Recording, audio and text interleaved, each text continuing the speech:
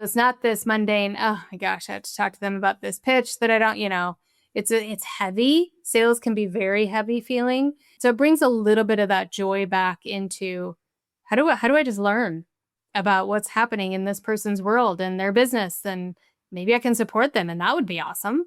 Let's see how that goes. Yeah. Yeah. Yeah. Much better perspective framing. One of the other things that you really focus on is women in leadership, making sure women feel credible, visible in their credibility, that they feel supported. So, can you talk a little bit about that? Mhm. Yeah. So the word leadership and leader, I will say anyone can be a leader. It's not your title. So any female can be a leader, any male can be a leader. We've seen the best of the best leaders in our own lives that don't quote unquote have titles. It's the barista that knows us by name, right? And really kind of is the outlier for us and always has a smile on their face, asks us how our dogs are doing, whatever that is. That's a leader, right? Because they're being present, they're taking action into moving confidence for you to engage and be confident in talking to them. That's a leader. So many people get that kind of, we can have titles all day long, but I know everyone out there is listening to this has known somebody with a title that's not a leader. So take that to Yeah. heart and say, I can be a leader. I don't need a title. So for women, a lot of that is the confidence value that comes with that. And that there's a lot that goes into that, right? There's a lot of nuances within a corporate space, different interactions from team members, all of those things. So and it's all different for every single person. So that makes it complicated, obviously. However, we can do stuff for ourselves as women to really rise that. And a big part of that is our nonverbal first, because it actually physically gives us confidence. If anybody's ever seen the one episode of Ted Lasso where she's standing in front of the mirror, she's got her Hmm. hands on her hips and she's doing this little lady power pose. And then her child self comes out in the mirror and they're smiling at each other. That's literally what you need to do. There's lots of science that backs the psychology around you actually gaining confidence by just having high power pose, which is a good posture.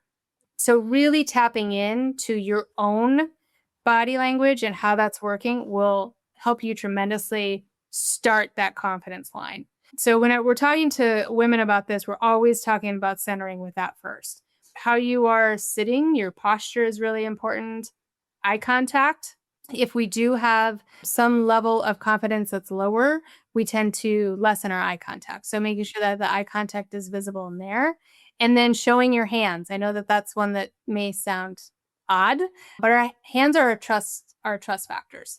They build trust with people. So no matter if you're trying to be, more in a leadership role or just gaining confidence for a room, making sure that those are visible. So resting them on a table, if they're in your lap, pulling the chair back a little bit so they're seen. If you're at a networking event, don't have things like a phone in your hand. A drink is fine. Make sure that it's out, though, not crossbody.